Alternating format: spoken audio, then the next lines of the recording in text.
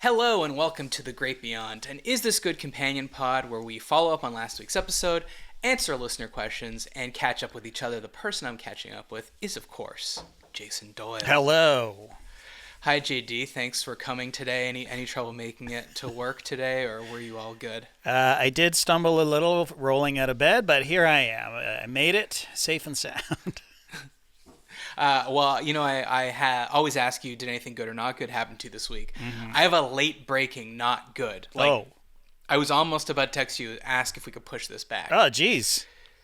But you asked to do it at 10, so I thought there must be a reason that he wants to do it at 10. And I knew, if you had, let's say you asked to do this at 10, so you could do, pickleball game at 11 or something. Right. That you wouldn't tell me that if I asked you to push it back. You would just say okay, and I would be ruining your day without That's true. ever knowing. 100%. Right? Yep. Know your personnel, okay? KYP. All right, well, anyways, so wake up. Jill goes to work in the morning. You know, she's a real person, unlike me. Yep. She FaceTimes me, a minute after she's left the house, so I know this can't be good. Yeah. And she says my car was vandalized last night. Wow. And the side mirrors were knocked off with a bat. A bat? I said, that's impossible. Kids today aren't interested in baseball. But then I walked out, and sure enough, someone had taken a bat or some kind of object to her side mirrors. They were completely shattered, and the back half was completely knocked off. Interestingly, there was a calling card on the car, in the windshield. Okay. Where people leave little advertisements and flyers and stuff. Yeah. And I know I'm laughing. It's really not funny. It's like I'm presenting my subjective trivia. Okay, I have this. Do you want to know what the note says? I mean, well, it doesn't say anything. I'll be honest. I think it's just a tag. Okay, it's you've been vandalized by the bat-wielding brigade or by something. The wet bandits. No, it just says this. It says Sneak 21. Sneak 2, Sneak 21, over and over, each time less legible. Wow. Okay? I'm going to need you to put an APB, all points bulletin on either Sneak 2 or Sneak 21. It's hard to tell. So you didn't hear anything? Where we live is a little, there's 4 units on this one property. Yeah. So ours is at the back, so we wouldn't hear it. And then the room's at the back of that. And we've got 3 air purifiers going. There's no way I'm going to hear a mirror cracking on the street. Yeah. And it's weird because there's construction being done on the street, so you can't park there between 9 and 5. But she comes home from work after 5 and leaves before 9, so she's kind of one of the few cars on the street. Right. I was parked around the corner because I don't leave before 9. And if you take away one thing, take away this. You know, the good news, my car's fine. So that's what's important. Well, that's the main thing, honestly. That's the main thing.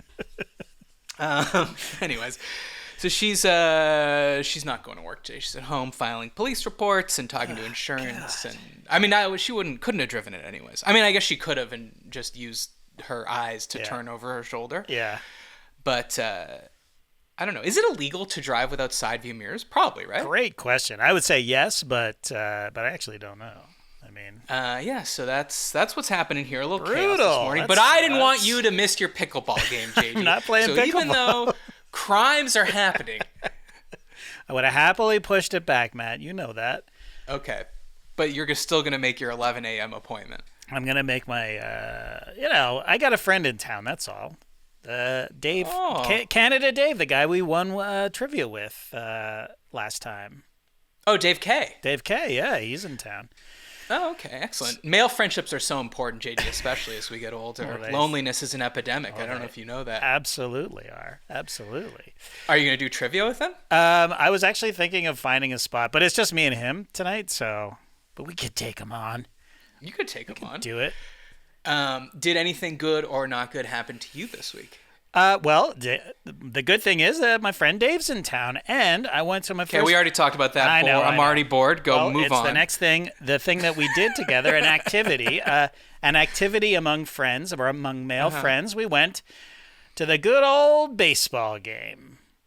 Okay, so the youth is interested in baseball. Well, we are both men over baseball, 50. So. Yeah, but for baseball, that's young. Remember how when we were at NBA TV, they were like, they told us the average age of a viewer? Yeah. And we were like, oh, what is it, like? Must be 28? Yeah. They're like, no. We're like, 29? What was the number? It was like 54 or something. It was like 48 or it was something insane. I think it was like 41 for NBA TV, and they said that's by far the youngest. Like baseball. Oh yeah, is our like show 65. had the young. I think it was our show was 39. Like the average age was 39. Jesus, people hadn't even hit puberty and they were watching our show. That's crazy, right? It's all just like married men that have 2 kids, and we're like, wow, so young. All right. Anyway, so you're watching the good. So went to the baseball game, afternoon game. Big mistake on in Atlanta. It was like 40 degrees Celsius. Mm-hmm. But speaking of NBA TV and Turner, our good buddy Larry was there. He was working the game, so I texted him, and these were the seats we started with. We're deep right field. I'm showing a picture for the podcast listeners. It's a nice field. Truist Field is great. It's a very, very nice field. Not a bad seat in the house. At least I thought that until Larry upgraded us and put us right behind home plate. Like this was our new view. Wow. Which is right on the first baseline. Right on the first baseline. Right close to home plate. Now, for people that don't know, Larry is a camera guy when we were at NBA TV, but he also does camera for the Braves. I think you're seeing him there, right? Yeah, that's Larry. He's cooking. He's working. He's got an RF does he have camera. access to seats? Yeah, he hooked us up with an usher. Yeah, and it was incredible. Like he was, I don't know if he was just flexing or what. Like he, not only did he bring us down to those seats, he served us, literally, personally served us drinks. Like, what can I get you guys? Water? Is he allowed to do that? Yeah, because was he taking them from the dugout? He's like, you want sunflower seeds, chewing tobacco? Well, he did take game played balls. Like we were so close we could see the bat boy, and every time there was a foul or a chip away, whatever they call it in baseball, but balls that have been played with, foul tip, yeah, and the stuff that doesn't go in the crowd, he just throws it into this bin, and Larry just grabbed 2 of them and brought him up to us. So he gave us 2 game played balls. He was offering us food. He's like, "What do you guys want to eat?" Well, hold on. Did you hand those balls to kids that were near you? As a matter of fact, I did. This young whippersnapper came up behind me and was like, "Hey, did Mister?" Pretty much. It's like, "Hey, did you just ask that guy for the balls?" And I'm like, "Oh, I actually know him, and he's a good guy. I'm kind of a big deal." And then you ever heard of Steven Spielberg, kid? I'm not him. Not him. 6 degrees. I'm sure Hattie or Perry have Hattie and Perry, Patty and Harry have worked with Steven Spielberg at some point. But yeah, I just handed him the ball. And he was like, "Really, mister?" Nice. And I was like, hell yeah, take it. Dave, on the other hand, not giving up his ball for nobody. A tourist. He is a tourist. It's a souvenir. Did you tip the usher when he moved your seats? Not the usher, because we didn't see her again, but the guy was serving us. It was complimentary booze and food and everything. Like, oh, hell yeah. So yeah, I gave him $20, of course. So free booze, 40-degree heat. Yeah. Southern humidity. Yeah. What was the aftermath? The aftermath was a slight hangover and probably severe case of heat stroke, if I'm being honest. Okay. Like, it was pretty bad. Like, we were fucking hot. Like, not worried that I actually burnt myself sitting on the seat. You know what I mean? And there were leather seats, which I don't know, man. I don't know if that's such a great idea. Leather in the blazing sun. The good news is, by the 7th inning, we were in the shade anyways. But the bad news is, like, there was no fucking way I was leaving that game. Like in our original seats, dying, I probably would have left in the third inning, if I'm being honest. Oh yeah. Like this was a huge mistake. Remember the game we went to? We must have gotten free tickets or something from Turner, and it was so hot, and we were sitting right in front of the overhang, so we had no shade. Yes. We were in the lower part of the stadium, and I literally just spent the entire game with my arms kind of behind my back, like I was in a museum, strolling through the concourse, being like, oh, "That's a cool hat." Just like had a beer and just went for a stroll, got my steps in.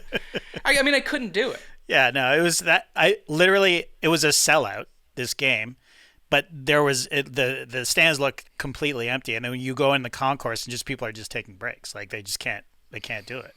They shouldn't have games in the afternoon here, but it's what also. about a retractable roof? Yeah, man, I don't. Learn from Montreal, Olympic Stadium, okay?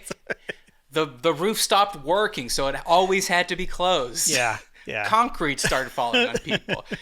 This is what you should do. I was going to say Sky Dome. Rogers Center. Doesn't that have a retractable roof? Yes, it does. It does, yeah. Do they retract it? All the time. All the time. There you go. Yeah. There you go. I think it was one of the first. Climate change. Yeah, I mean, it's ridiculous. You have to have a retractable roof. Like the Mercedes-Benz has a retractable roof of sorts. Like it's a kind of a hole in the middle of the JD, most Mercedes-Benz have roofs that open and close. Okay, it's called the sunroof. It's not that impressive. You got me. I had something very similar happen to me that happened to Rachel that we've talked about. Oh, okay. About the gym. Yes. Okay, so I go to this Pilates studio. Okay. Hold your applause. And this is the problem with this room is it's like imagine like don't imagine like a workout gym. Imagine like a travel agency. You know what I mean? Yeah. Like you walk in, the ceilings have that cork board that you can feel like you can push up, and Like a Bruce Willis is in there army crawling. It's like a false ceiling or what? Yeah. So it's not like, and it's just one rectangle, and in the corner of the rectangle there is a bathroom, one single bathroom for everyone in this, and it's it's mostly women. It's Pilates. It's not super surprising. Yeah. And that's why you go there. Let's be honest. It's actually not why I go there. I'm breaking new ground here, JD, because the Pilates people have been gatekeeping. They want you to think that Pilates is so hard, and I don't even mean like physically taxing. I just mean because have you ever seen a reformer, a Pilates reformer? Yeah, no, I've done Pilates type exercises, but the actual whatever the reformer, I guess it's called, I couldn't even describe it to look at. You know what I mean? Like honestly, it looks like something like, how they used to have like sanitariums, like where they, yes, just put people that needed a break in the before times. Yes. Well, it looks like a machine that some like quack Road to Wellville style dude invented. Right. And I don't know what you do on it. Yeah. I don't know what you stick in various places of it, but it looks like that. But it is a machine invented to allow you to resist against a moving sled, basically. And It's got arm pulls and leg pulls. So, kind of like any cable machine at a regular style gym. Right. Okay. But they want you, like most Pilates places, you can't just sign up and go. You have to go to an introductory class so they can teach you how to use it. This place, you do not have to do that. And I was kind of nervous because I've never done it before. And I go in, and they just say, like, come 5 minutes before class. And she's like, all right, there's some pulleys. I'll say one yellow, I'll say one orange, or one blue, or two oranges, one yellow. You'll put the springs on, and that sets the resistance. Right. And that's it. Okay. And then otherwise, it's like she'll say something, and if I don't know like exactly what she means, I'll look to the person to my left or right and be like, "Oh, okay." It's everything you've done on dry land, but just on the machine. Right. Okay. So if you've done a saw where you're in like a plank position, yes, and you roll your shoulders backwards so they're behind your shoulder blades, you know? So you're like really working your core, and then you're moving forward again. But instead of just doing that on the ground, you're doing it on this machine. So you're pulling the carriage forwards and backwards. Right. So is it easier? No, it's fucking hard as hell. Okay. Like, I've been so sore. I've done it Yeah. 3 times now. Yeah.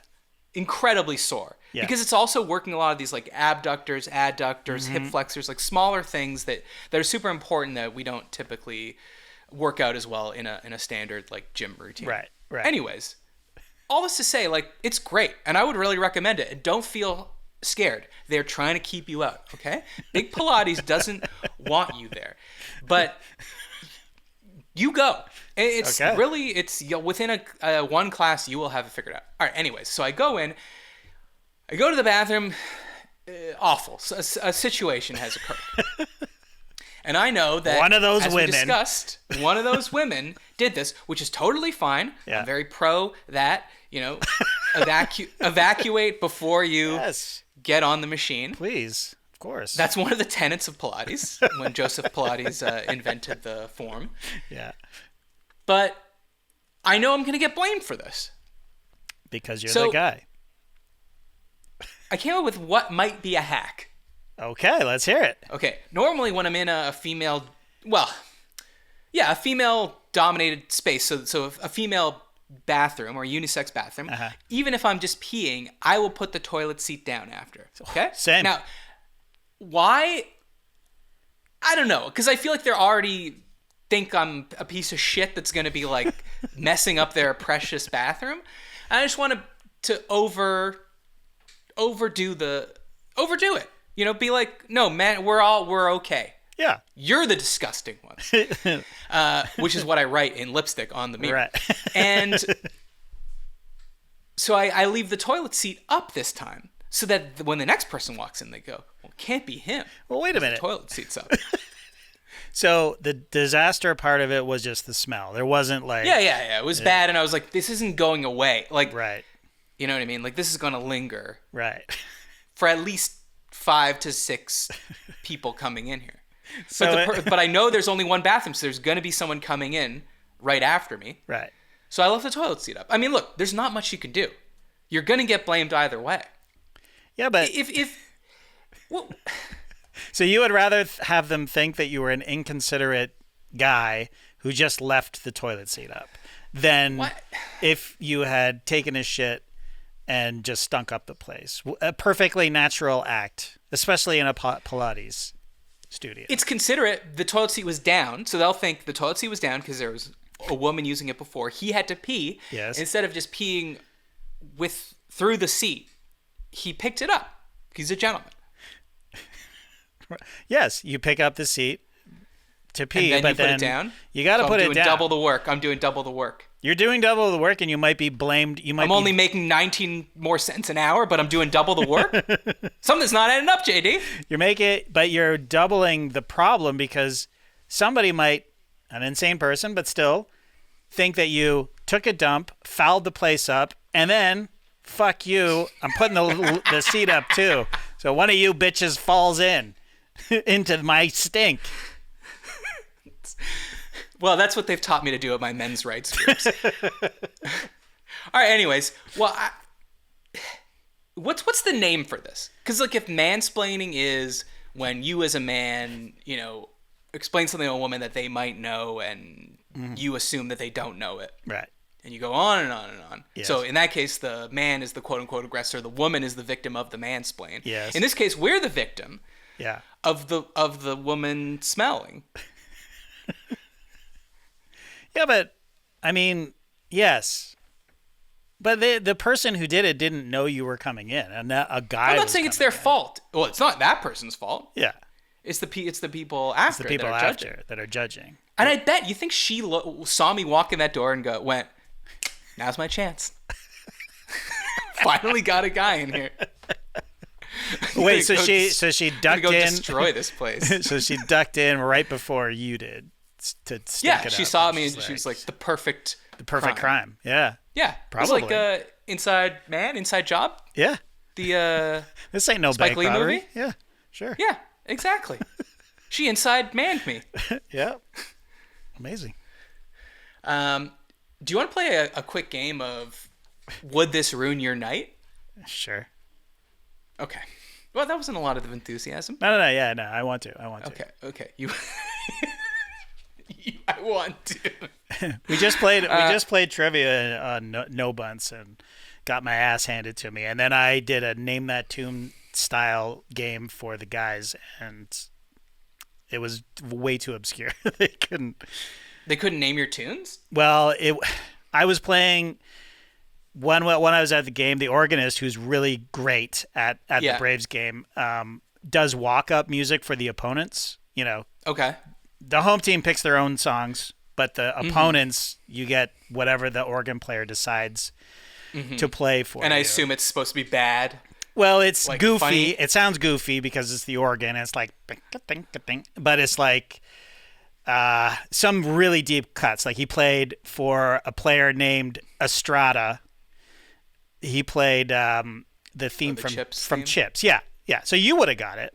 But, no, I don't really know I just know who Eric Estrada is. Right, but they didn't know who Eric Estrada was. And I live in California, so okay. I see the chip signs. The most obscure one was a guy named Luis Mato, and he played Like a Virgin, and we're like, why? Dave and I were sitting in the stands, having a great time, like trying to figure it out, but it's because I'm assuming that this is the reason is because it's Madonna Louise Jacone, and his name is Luis.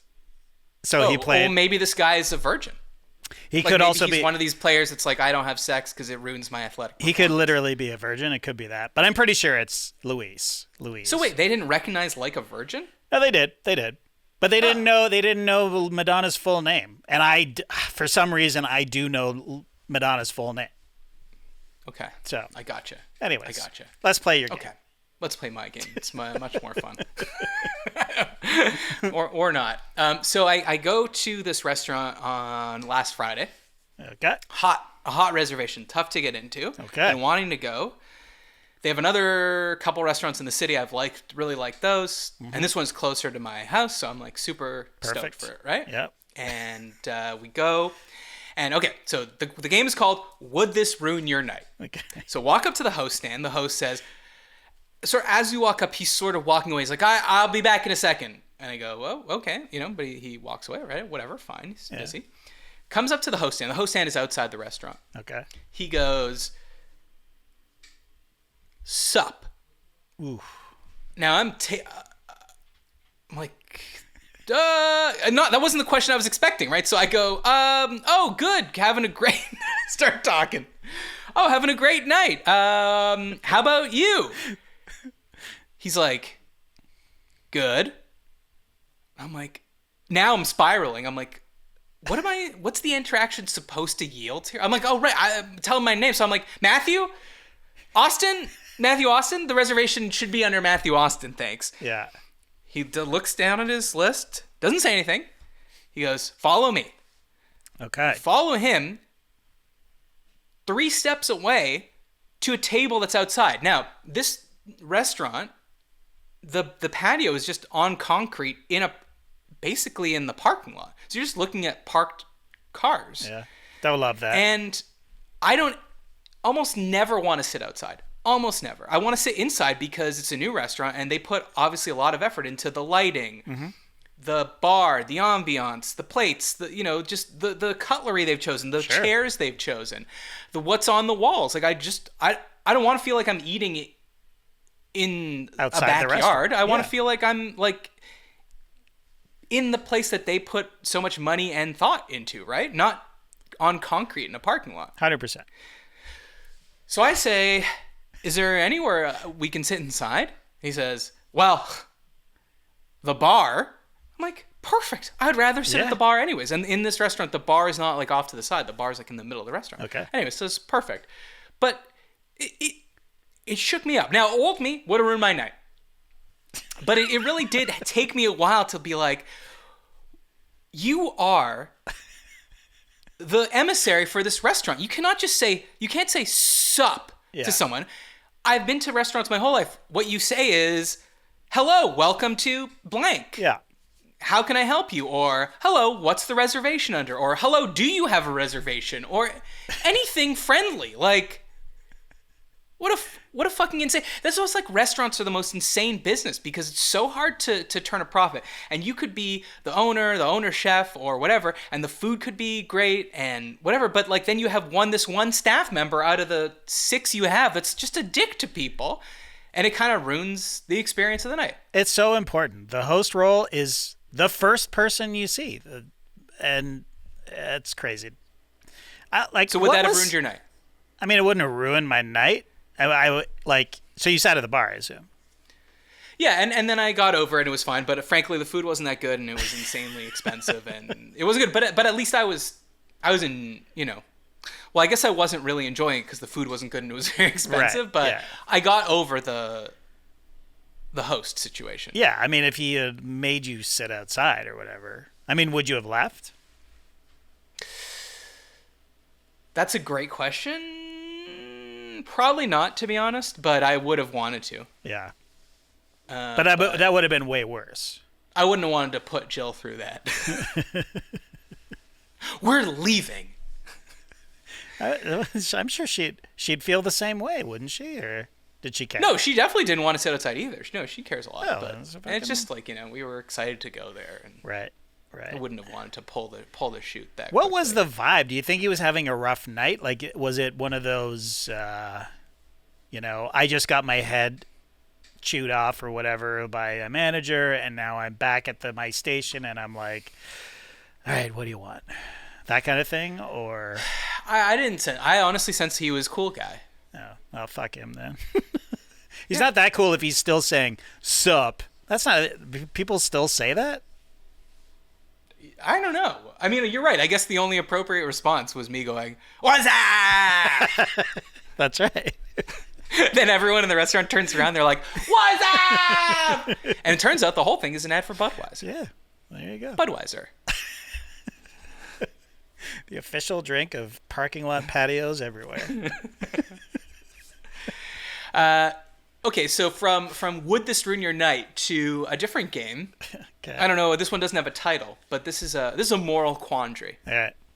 All right. So a few weeks ago, we were at this bar that is both. This is going to sound dumb, but it is actually an amazing bar. It's a bar / record store / live music comedy space. Okay. Okay. So I love it and hate it at the same time. I know you're gonna think sounds like a hipster annoying bullshit, but I'll name it because I love it. It's called Permanent Records. Okay. It's a great bar. Saw a show there just this past weekend. Shout out to Good Looks, great band. Check him out. Anyway, so they have like an outdoor space and an indoor space. Great. But it's a cool dive bar. Do music trivia there sometimes. Love it. Anyways, we went a few weeks ago, like I said, and Jill purchased a record.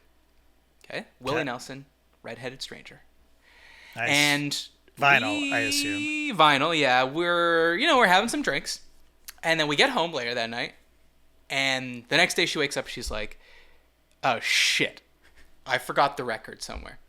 And so she doesn't know. Did she leave it at the table when we left? Did she kind of like put it, by her chair so it didn't get schmutz from the table on it and forget it there? Did she go to the bathroom? That's what she thinks. She went to the bathroom, left it there when she in the walked bathroom. Yeah. Okay. Why is that so weird? I'm just You're carrying following it to the the story. bathroom. I'm following the story. Why wouldn't she just Okay. leave it with you? A good question. I don't know. She was carrying it. That's not important. That's not the important part. Okay. She's not in trial here, JD. And she left that bathroom smelling amazing. You would have been excited to walk in after. All right. Anyway, so she calls the record the whatever bar record shop and says, "Hey, I forgot a record there.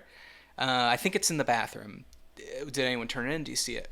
They're like, "Hold on a second." They come back. They're like, "No, sorry, we don't see it." She's like, "Okay." So she just loses that money. Now, fast forward 3 weeks. We're there again.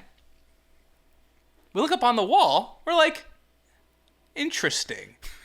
Willie Nelson, Redheaded Stranger. Same price, same sticker on it. Now, obviously, this could be another copy of it. Well, is it a vintage place? Like, is it like one of a kinds kind of thing? Well, I mean, I guess like they have some original pressings, if that's what you mean. Right. And I'm not sure what this was. It was like, she was like $20-something, $25, $26. And it's not like she pulled it out of a stack of Red-Headed Stranger LPs, right? It was the only one on the shelf. It's not like going to a Blockbuster in 1995 and Right. there's 30 Mrs. Doubtfires on the wall. Anyways, so this is the moral question. Can she take the record off the wall and leave with it? You know, moral, assuming she gets away with it, right? Then 100% yes. I did not expect this answer for you. I say yes. I mean, the question is, would you do it? The answer is no, I wouldn't, because I don't want to get busted for shoplifting. But yeah, but even just I don't know. I just wouldn't feel good about it because you don't know for sure. You don't know for sure. Yeah, but we can't be sure. We can't do the forensics. But she's sure. You want us to dust it for fingerprints, see if hers are on there?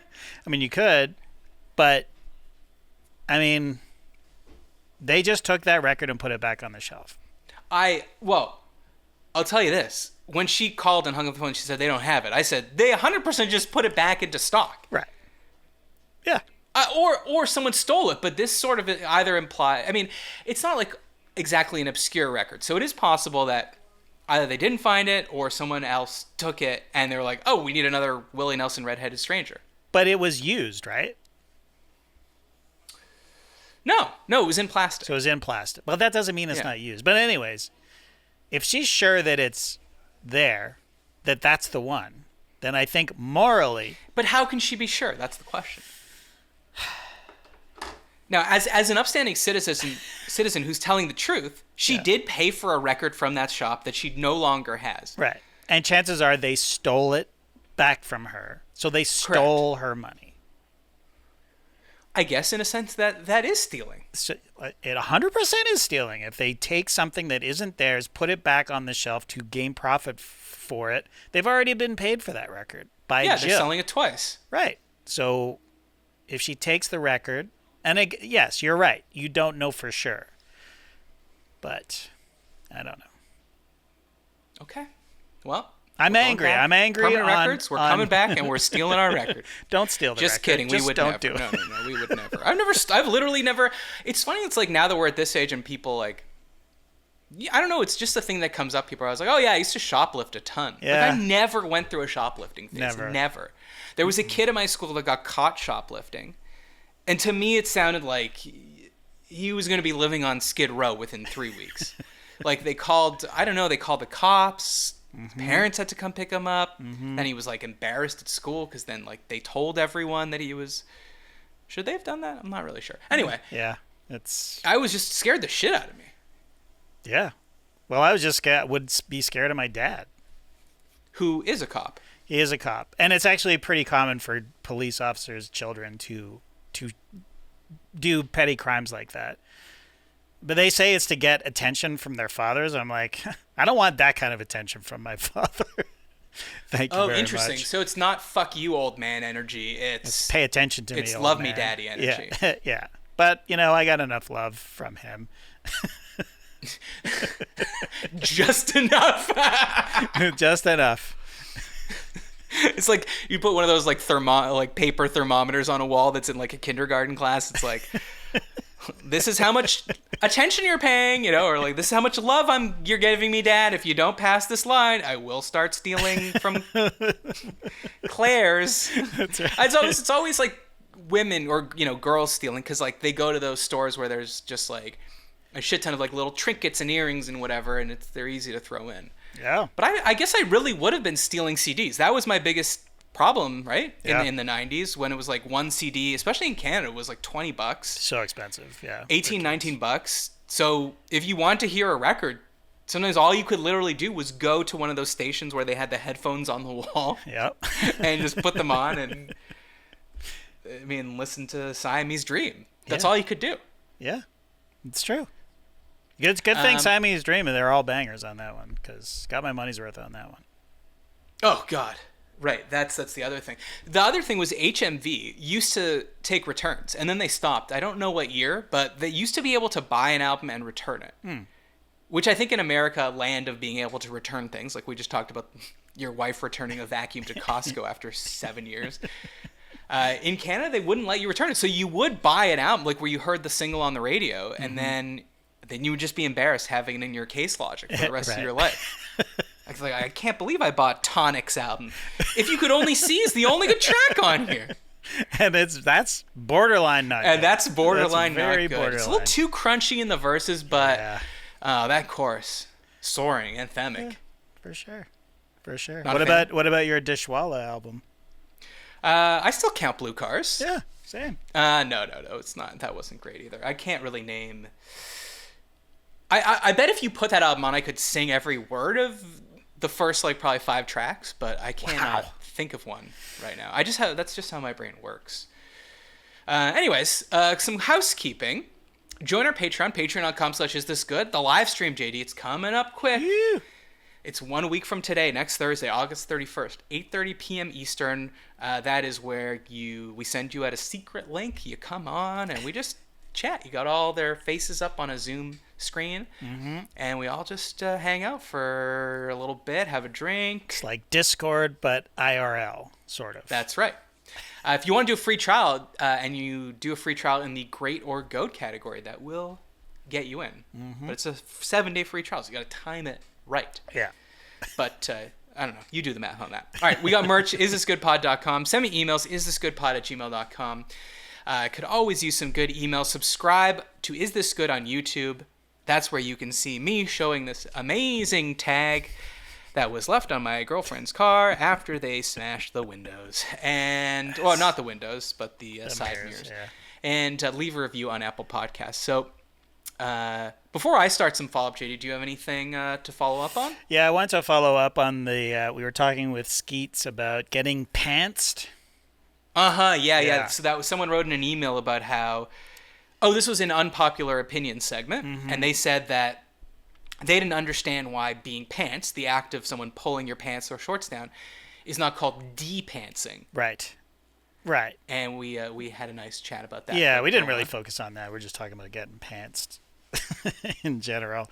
But I remembered after we had finished recording that I've sort of been super pantsed in my life. And this goes back to working in Greece. We would, every Wednesday at the resort I worked at, we would have a toga party, right? And in the afternoon, we would always, every afternoon there's a volleyball game in the sort of common area. And we would all the staff were supposed to wear togas and play in this volleyball game, right? It was a very, very boozy affair. How seriously did you take the togas? Was it considered uncool to wear underwear underneath it, for instance? Well, that's what I'm getting to. It was very taboo to wear underwear under your toga. So right after a game, again, very boozy affair, here I am with 3 of my friends, and you can actually see Eric. He's actually, as the picture's being snapped, he is reaching under my toga. JT on the side there, and Malcolm right behind me. And they fucking ripped that toga right off of me, held me down, ripped it off, and tossed it 15 feet away. And you can't see it in the picture, but behind the camera is probably about 60 people. Just gathered to take in the game. And then this is, luckily, well, there may be pictures of the toga coming off, but this is me putting the toga back on. Very disheveled. My hat is askew. And I don't know why that didn't come up. I didn't think of it. But it wasn't like somebody yanked my pants down. But they literally just held me down and ripped off the one piece of clothing on me. And it was And that was just a bed sheet, or was that specifically retrofitted toga? It was a bed, basically a sheet. It was more of a sort of halfway between a sheet and a towel. And there was a very specific way to tie it up. But it's a square piece of fabric. Right. But I mean, that is part of why I'm gonna guess like the toga party like took off. First of all, you were actually having an authentic one because you were in Greece. Yes. Right. Yeah. But then when like the Greek system got interpreted into frats. Yeah. I wonder what the history of that is. Anyways, that's not for the show. Yeah. That they were doing it in America based on Totally. on the motherland. And Tass was saying there's no Greek representation in media. The toga party is all Greek, baby. Toga party. Yeah. Yeah. But I assume that one of the benefit or the reasons that it was popularized is because it's, I guess, titillating that you're not wearing very much clothes, but then also certainly that it would lead to people ripping your toga off. Yeah, I think so. I mean, those nights, the Wednesday nights were always the craziest nights. People were charged up, man. Like, just, I don't know if it was probably sexual energy or just like, yeah, we're partying, it's toga. But holy shit, like that place went off. It put people in togas and they're going to go crazy. Young people in togas. It's crazy. You think Mark Anthony ever pantsed Julius Caesar? Just like a lift, more of a lift, right? Like wah, like a Marilyn Monroe. Like a kilt. Yeah, exactly. Oh, fuck, probably. Yeah, those guys are... You think the guy that was like, beware the Ides of March, he just meant that they were going to pull Caesar's toga off and embarrass him in front of the Roman Senate? That's why the Ides of March happened, because Caesar pantsed Mark Antony, and he was not happy about it. And then they got into a fight, and then they were all stabbing him. That's right. I think the historical record. Oh, right. This is Roman, not Greek. That's Roman. I guess Greeks didn't wear togas. Sure they did. Okay, they did? Yeah. I mean, that's kind of all they had back then. Yeah. Yeah. They didn't have a capris or a skort or something like that. No capris. No capris. Yeah. Okay, so you were pantsed. I was togaed, I guess. Oh wait, so what was your strategy? Did you run to get the toga and put that back on, or did you kind of run indoors away from the people? Had to go for the toga. Had to go for it. Uh-huh. Like there was. Did you reassemble it in front of everyone, or? I grabbed it, took the crumpled, the unfolded, crumpled remains of it, hid my junk, and then just sort of sauntered off to that corner where you can see me trying to put it back. Yeah. Again, if you're not subscribed to YouTube, I don't know what you're doing. Fuck, JD looks hot. Your other friend looked like Gavin Rossdale. Yeah, a little bit. Yeah. Yeah, he's speaking of buying CDs. And by the way, I mentioned this on I think one of our shows how we shaved off one of my buddy's eyebrows. Mm-hmm. That's the guy. You can see him on the left. Oh my God! You're right. He has only one eyebrow. It's like it looks like he's quizzical. Yeah, it looks like it's like an overexposed part of his face or something. But you're what age in this photo? I would have been so young. 20. Oh my God! So your son is almost your age in this photo. Yeah, yeah. Does that like blow your mind a bit, or you just try not to think about it? Try not to think about it, but okay. Yeah. Now, when you try not to think about it, it's because of like sadness of like, God damn, that used to be me, or is it more because, oh my God, what is my son about to start doing? A little more of the latter for sure. Yeah. Right. Yeah. Well, you turned out fine. That's I guess more or less. Yeah, okay. Well, speaking of togas and horniness, JD, this is a great segue to my next topic. I know I'm bricked up listening to you talk about your toga being pulled off. We talked about hot tubs with Jay Skeets Monday show. Great show. Fun one. And then it came up, hot tubs versus saunas, which is hornier? Right. And the show was not live, so I said, okay, I'm going to post a poll. So I posted a poll. Did you happen to see the results? I did not. Okay, perfect. So what do you think won, hot tub or sauna, which is hornier? I think hot tub won. Hot tub destroyed sauna. Really? 76%. 76% of people said hot tub. But I got, well, why are you laughing? I just like that it's. I like people coming across. If they haven't heard the show and it's one poll, one question. What's hornier?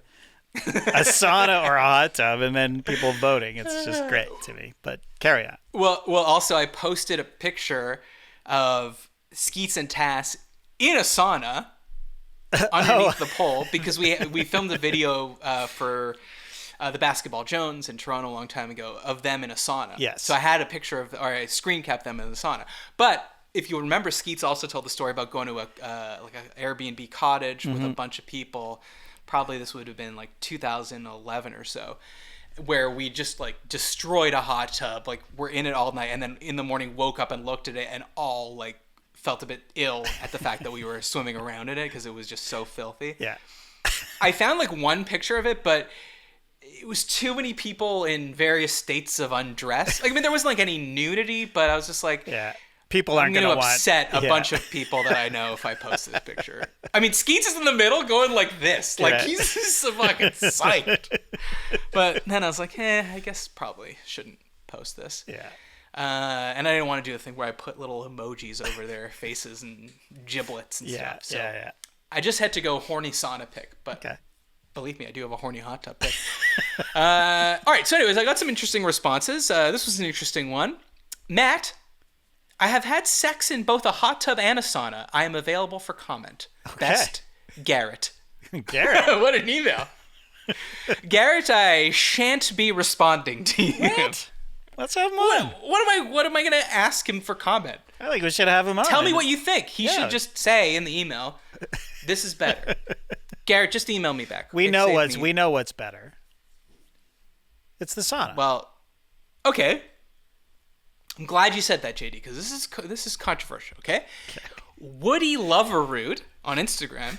You think that's his real name? I don't think so. He wrote to me, y'all need to listen to the gay men on this one. Sauna all the way. Yeah. So I'm gonna guess Woody is speaking from experience, and it's very true.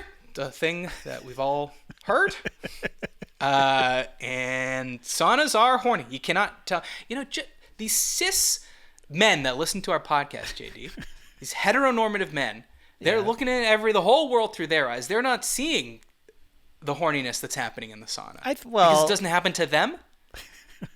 Not very empathetic way of looking at the world, I don't think. But I think if I have many gay friends, and I've heard tale of the bathhouse experience.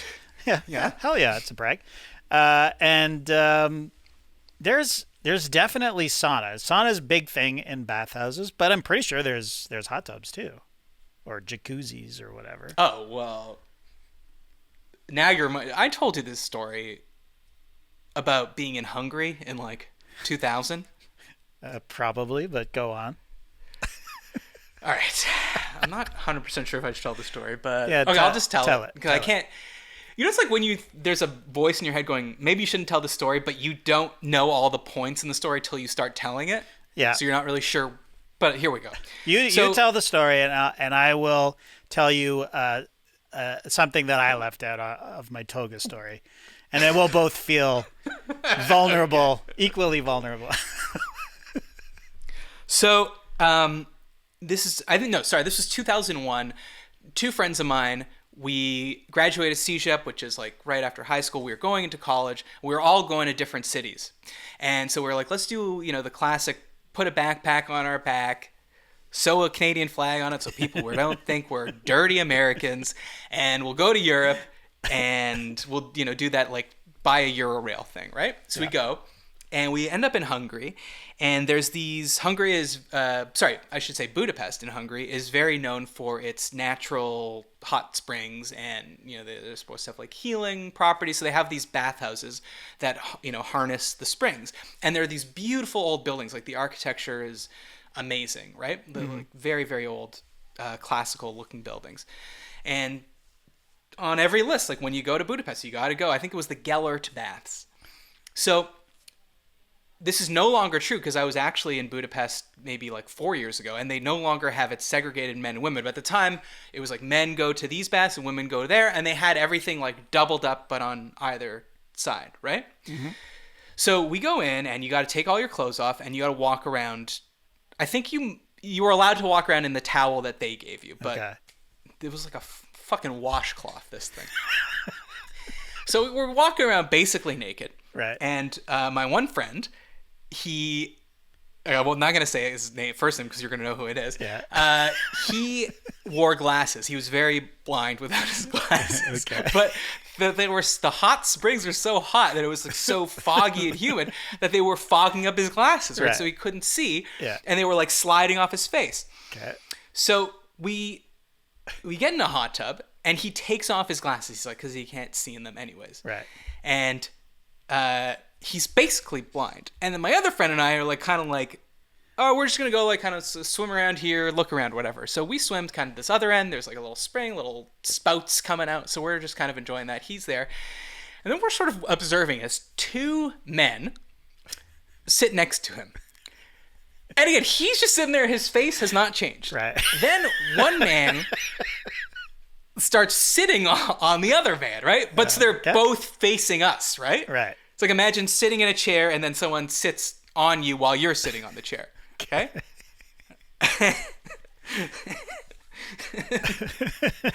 And then we're like, that's interesting.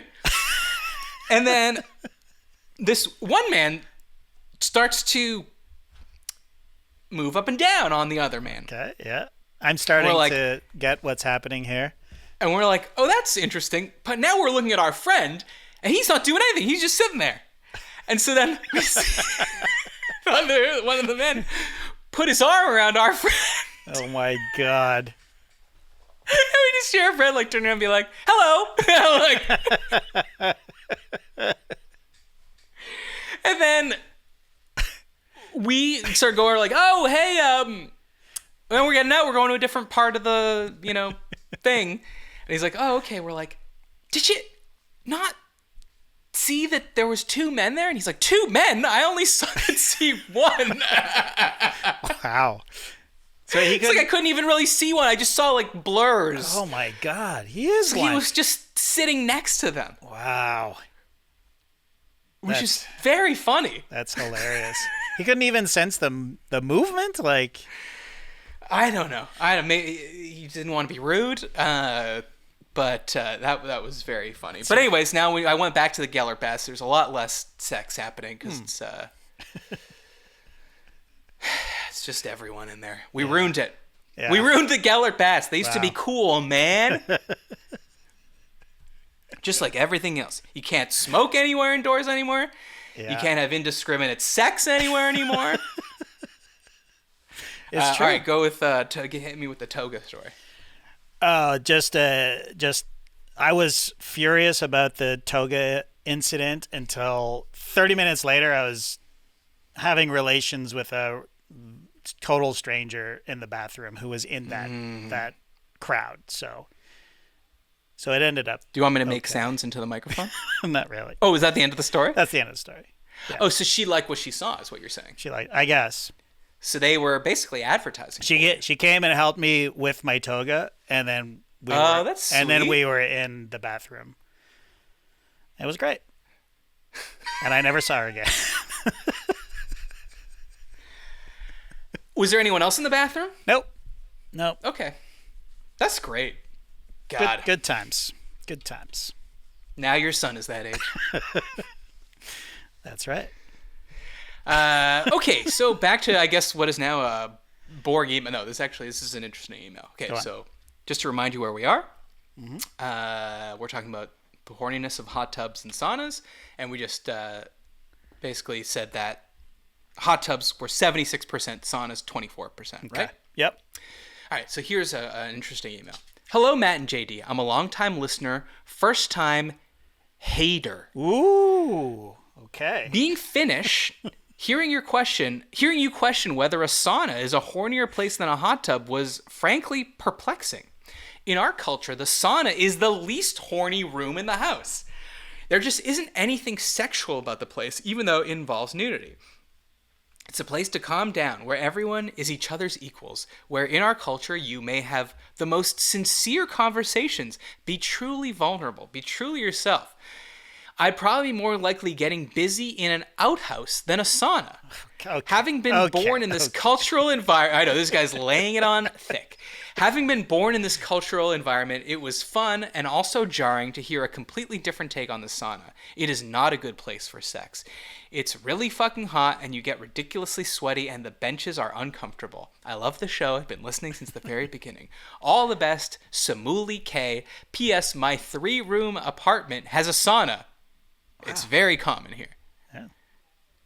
Great. I'm not surprised that we got an email from someone of Finnish descent. I have a friend who's Finnish, and yeah, sauna, huge part of the culture and not sexy at all. I get that. But you're naked and hot and sweaty and it smells great in there too. Like, I disagree that it's not a good place to have sex. Well, okay. He says, I want to quote from his email here. In our culture, the sauna is the least horny room in the house. I'm sorry, I don't believe that. I don't believe it either. What is the most horny room then? If you have a sauna in your house, it's the sauna. Okay, let's just say in a saunaless house. A saunaless house? Give me the most horny room and the least horny room. Well, I mean, I guess the most horny would be the bedroom, I suppose, Oh, sounds like someone's pretty vanilla. That's what I'm saying. No. I would agree. It's got to be the bedroom. If you don't vote bedroom, you're... Well, you got... hey, there's no shame. We're not shaming anybody here. I mean, it might be the garage for some people, Like... Okay, but just in general, I think we're agreeing it's the bedroom. Yeah. Least? I think that most people would say the bedroom, because that's where the most sex is happening. And least? Probably the kitchen, I want to say, just because of food preparation and whatnot. But some people getting freaky with the food. Yeah, that's true. I think it's true. The bathroom. Okay, how about like the powder room or the half bathroom? Okay, like a bathroom where there's no shower, there's just a toilet. There's just peeing and pooping happening in there. Yeah, that's probably it, to be honest. I mean, is it the living room? The garage is an interesting one. Yeah. I mean, I think that a lot of people like that sort of, mechanic style, especially the gay guys out there.